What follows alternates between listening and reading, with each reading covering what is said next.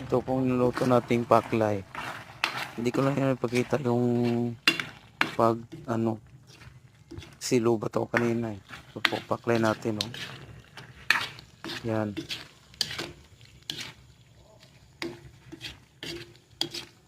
Kailangan natin ang ihalo para ano yung lumapot yung sabaw niya. Hindi natin masyadong lagyan ng sabaw. Kailangan natin yung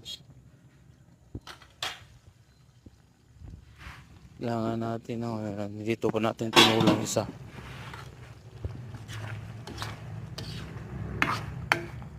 Ano na ito ng hanggat umuyusin ng konti. Yan.